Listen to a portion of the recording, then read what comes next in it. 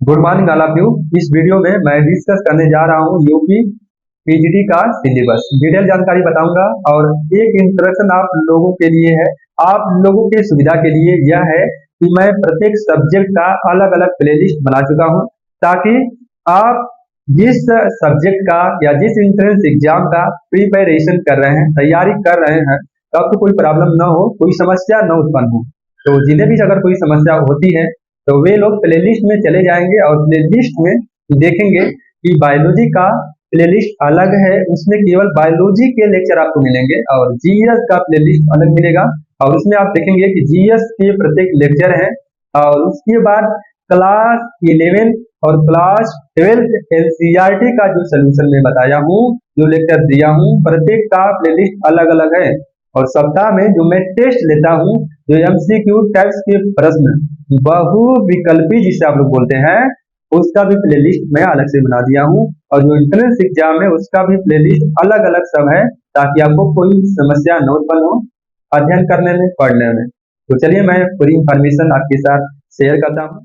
तो देखिए, पहली यूनिट का नाम है gaseous state, liquid state, solid state, colloidal state, और उसके बाद मॉलिक्यूलर स्ट्रक्चर एंड स्पेक्ट्रोस्कोपी।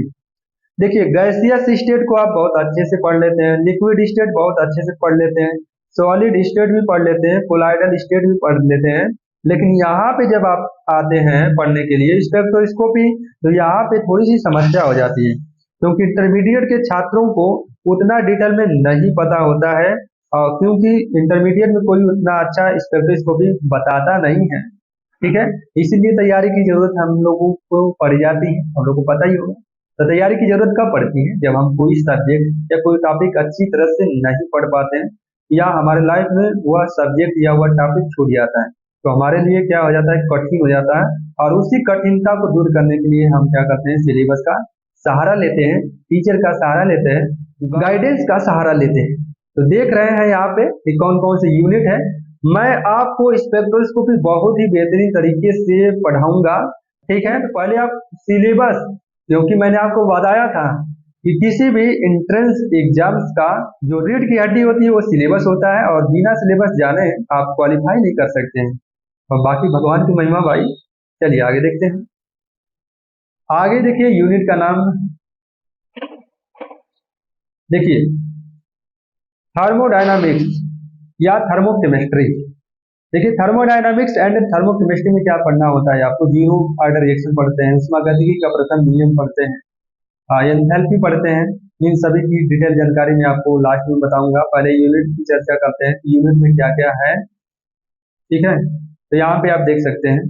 उसके बाद मॉलिक्यूलर स्टैटिकल थर्मोडायनामिक्स को देख सकते हैं, surface chemistry, OR adsorption, physical photochemistry, यहाँ पे देख सकते हैं यूनिट में क्या क्या पढ़ना है, फ्लोरिसेंस है, फास्फोरिसेंस है, फोटोकेमिकल है। इसमें से मैक्सिमम टॉपिक को मैं कवर कर चुका हूँ, तो मैं बताऊंगा आपको।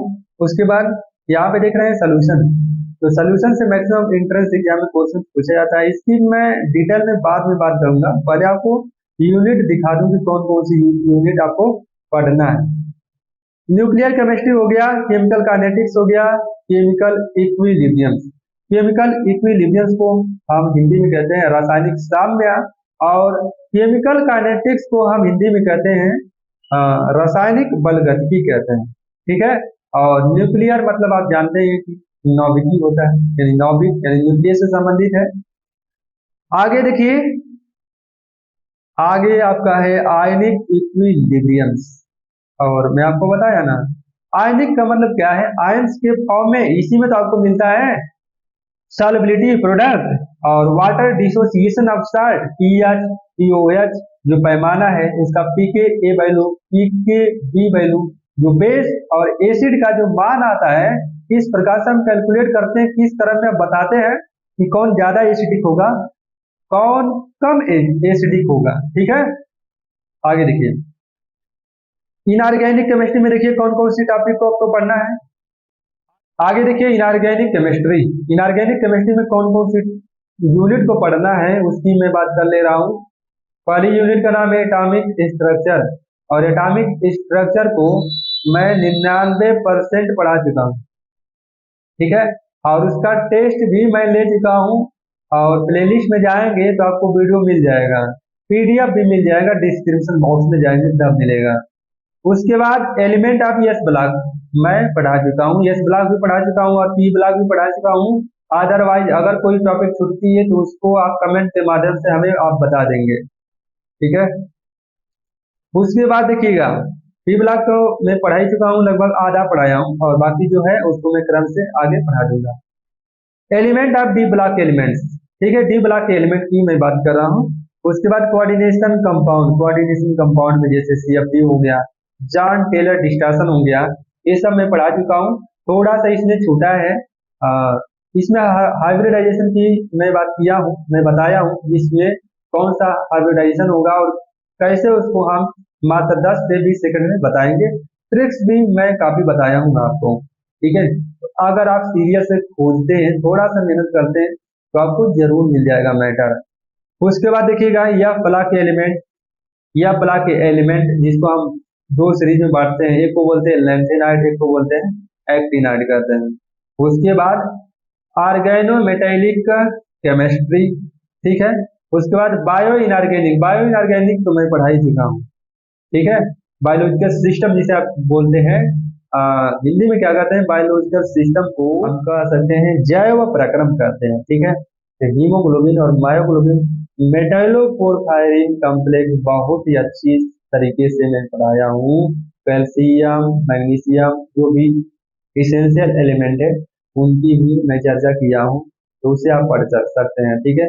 अब ऑर्गेनिक केमिस्ट्री की बात कर लें, तो ऑर्गेनिक केमिस्ट्री में जीओसी, बहुत लोग जीओसी को नहीं समझ पाते हैं, जीओसी है क्या, जनरल ऑर्गेनिक केमिस्ट्री, ठीक है। तो इसमें मैं हाल ही में इंडक्टिव इफेक्ट पढ़ाया हूँ, हाइपर कंजुगेशन पढ़ा चुका हूँ, मेसोमेरिक इफेक्ट पढ़ा चुका हूँ, रिजोनेंस पढ़ा चुका हूँ, और क्या इसका क्लासिफिकेशन आपको पढ़ा, ठीक है ना। तो हो जाएगा, थोड़ा सा टाइम लगेगा क्योंकि मैं अकेला हूँ, हमारे साथ कोई टीम है नहीं, इसलिए अकेला ही हमें पढ़ाना होता है। तो आप लोग साथ देंगे तो बहुत कुछ हो सकता है। Reaction mechanism, stereochemistry, organic synthesis, देख रहे हैं कौन कौन से टॉपिक आपको पढ़ना है। कार्बोहाइड्रेट्स, कार्बोहाइड्रेट मैं आज ही लेक्चर लूंगा कार्बोहाइड्रेट को, ठीक है, क्योंकि इससे आपको डी और एल, आर और एस कॉन्फ़िगरेशन पूछा जाता है, ठीक है, तो उसको मैं पढ़ाने वाला हूँ। उसके बाद एरोमेटिक कंपाउंड, ठीक है, एरोमेटिक कंपाउंड आपको पढ़ना है कि हम एरोमेटिक कंपाउंड को कैसे पहचानते हैं कि कौन एरोमेटिक है, कौन नॉन एरोमेटिक है, या कौन एंटी एरोमेटिक है, इससे एक प्रश्न पूछा जाता है। हेटेरोसाइक्लिक पढ़ना है, हेटेरोसाइक्लिक पढ़ना है आपको। इसके बाद एलिसाइक्लिक कंपाउंड पढ़ना है, रिएक्टिव इंटरमीडिएट पढ़ना है, और पॉलीमर पढ़ना है जिसे आप क्या कहते हैं, बहुलक कहते हैं। पॉलीमराइजेशन जिसे आप बहुलकीकरण कहते हैं, ये भी पढ़ना है आपको, सिस्टमेटिक तरीके से मैं आपको पढ़ाऊंगा। यहाँ पे देख रहे हैं क्या है, chemistry in everyday life, drugs की बात हो रही है, मेडिसिन की बात हो रही है, और मैं यह पढ़ा चुका हूँ एंटीबायोटिक्स क्या होता है, एंटीसेप्टिक क्या होता है। इसमें आपको मिलेगा, देखिए यहाँ पे दिया है ना, बीमार होने पर पैरासीटामोल का प्रयोग करते हैं कि नहीं करते हैं।